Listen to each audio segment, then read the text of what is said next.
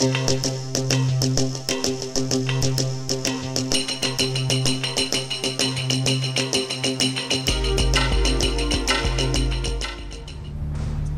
Tratado de Río de Janeiro fue firmado en enero de 1942 y consagraba los planteamientos principales del Perú.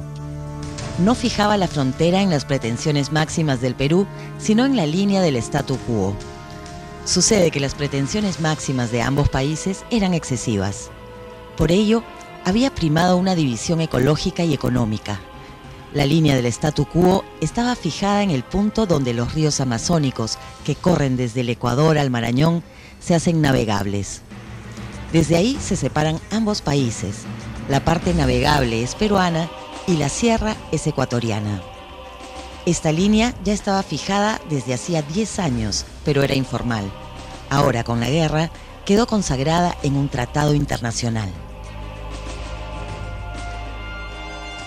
Es un conflicto muy breve, que surge en realidad a partir de una lectura equivocada en su momento que tiene Ecuador sobre las posibilidades que tienen de armar un escenario de conflicto local, ¿no?, en un momento de conflicto internacional, ¿no? Esto creo que no era de ninguna manera permitido por los Estados Unidos, ¿no? Es decir, Estados Unidos no iba a permitir que haya algo parecido a la guerra del Chaco, alargándose indefinidamente, porque eso te permitía que intervinieran también las fuerzas del eje, con armamento, con apoyo, y menos con tanto suministro que había en estos países que podían venir de Italia o de Japón, por ejemplo, ¿no? Quedaban nombrados 4 garantes: los Estados Unidos, Chile, Argentina y Brasil. Ese tratado, y sobre todo la existencia de garantes, comprometió los desvelos de la diplomacia peruana durante los siguientes 50 años. Por lo pronto, significó el apoyo directo del Perú a la causa de los Estados Unidos en la Segunda Guerra Mundial. En esos mismos meses, en diciembre de 1941, había sido el ataque japonés a Pearl Harbor, que significó el ingreso de los Estados Unidos en la Segunda Guerra. A partir de ahí, algunos países latinoamericanos viraron de la neutralidad al sostén del esfuerzo aliado en la guerra. El Perú eventualmente, luego del ataque de Pearl Harbor, va a suscribir convenios para proveer de recursos vitales a Estados Unidos, ¿no?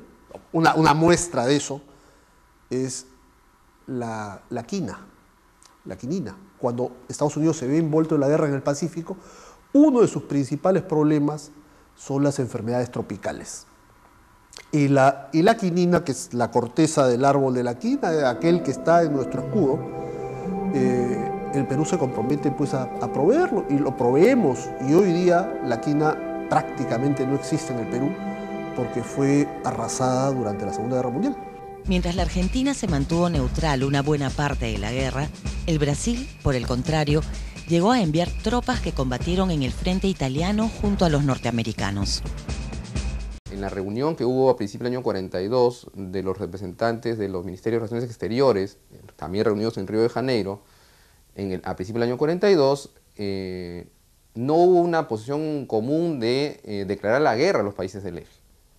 El Perú sí estaba, de otra manera, estaba en contra de esta decisión, por lo cual solamente se aprobó una resolución de romper relaciones diplomáticas, cosa que sí hizo el Perú. Solo 3 países declararon la guerra a los países del eje porque hundieron barcos suyos: México, Colombia y Cuba. El Perú no envió soldados a combatir, pero colaboró con los Estados Unidos en 2 iniciativas de largo alcance. Por un lado, firmó un importante acuerdo económico y por el otro, expulsó japoneses peruanos a campos de concentración situados en los Estados Unidos.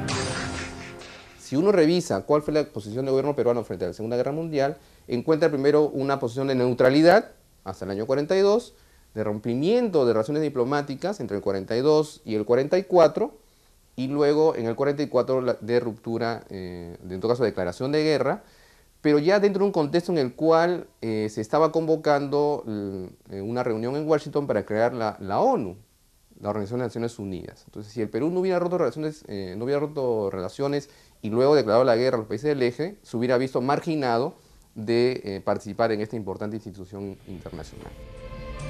El acuerdo económico con los Estados Unidos consistió en el establecimiento de precios fijos para una buena parte de nuestras materias primas de exportación. Esos precios eran bajos y no se beneficiaron de la inflación internacional que hubo durante la guerra. El crecimiento del Perú, el crecimiento económico del Perú en la guerra, en total, está alrededor del 50 y tantos %, menos del 60%. Brasil crece 650 y tantos %. O sea, aprovecha mejor esto. Creo que efectivamente negociamos mal, controlamos, fijamos precios, pactamos precios que nos hicieron perder pues una buena oportunidad. Otros países latinoamericanos que no firmaron un acuerdo de este tipo se beneficiaron de la guerra en mayor proporción que el Perú. Como nos ataba a los garantes el tratado con el Ecuador, fuimos fieles soportes del esfuerzo económico norteamericano para afrontar la guerra. Es evidente que para nosotros el tema crucial de esos años fue el conflicto con Ecuador. Y también es evidente que el papel de Estados Unidos en la solución del conflicto fue pues un papel protagónico, ¿no? Sin embargo, yo no creo que eso haya debido atar de manos al gobierno peruano para negociar una cosa de ese tipo. El gobierno peruano consiguió muchas cosas, ¿no? Los otros países, por ejemplo, tienen economías más cerradas, les hacen campaña en contra diciéndoles que son profascistas, proejes y todo lo demás, pero sin embargo no terminan aceptando en términos económicos, ¿no? A Argentina le dicen que son irracionales en la conducción de la economía, lo que sea, pero tienden a proteger. Los japoneses en el Perú fueron muy maltratados durante la Segunda Guerra. Había pues una dosis de racismo, ¿no? O sea, al japonés se le miraba muchas veces como un ser inferior, lo mismo que a los peruanos chinos, ¿no? Pero bueno, en ese contexto lo que va a suceder es que apenas se produce lo de Pearl Harbor, el Perú comienza a capturar a varios japoneses prominentes, líderes de estos grupos. Algunos de estos grupos son pues ciertamente nacionalistas a ultranza, y los deporta a Estados Unidos, ¿no? Nosotros llegamos a deportar, me parece que 2000 y pico de japoneses.